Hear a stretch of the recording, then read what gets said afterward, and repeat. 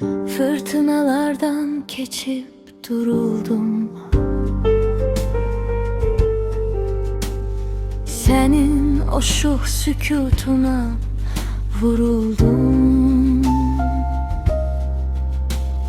Hey seni deyip durdum, bir o sesi sen duymadın. Çektin beni ilk bakışta, dedim bu eşk ya sevgidir.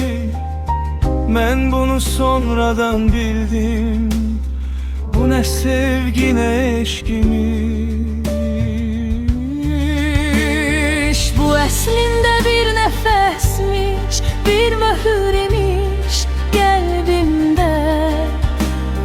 Bütün hissləri ona yıxdım, xatirələr kilitləndi fikrimdə. Sen öyle heyran kaldım, görmedim hiçbir səhvini de. Eşkin gözü belek olmuş, ruhun gözü açık kaldı. Səndə nurlu səma gördüm, indi də o səmadayam. Dərdimi səninlə böldüm, o duyğunun qurbanıyam.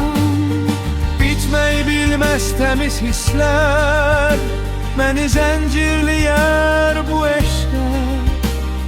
Ne zaman biter deyirlər, cevabı heç vaxtdan başka heç ne.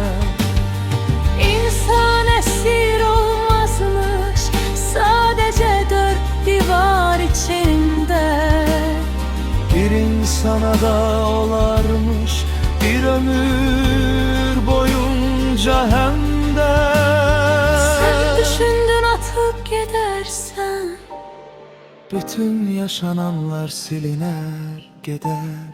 ahı bu kalp taştan değil.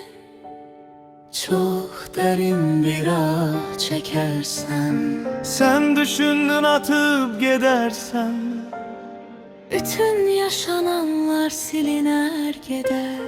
ahı bu kalp taştan değil.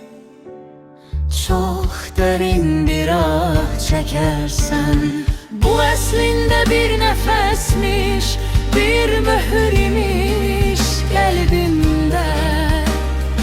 Bütün hisleri ona yıktım, hatireler kilitlendi fikrimde.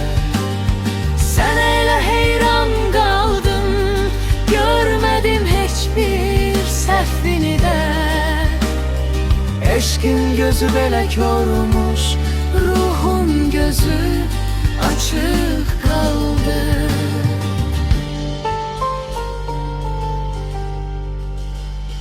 Na na na na na na na na. Na na na na na na na. hemen esma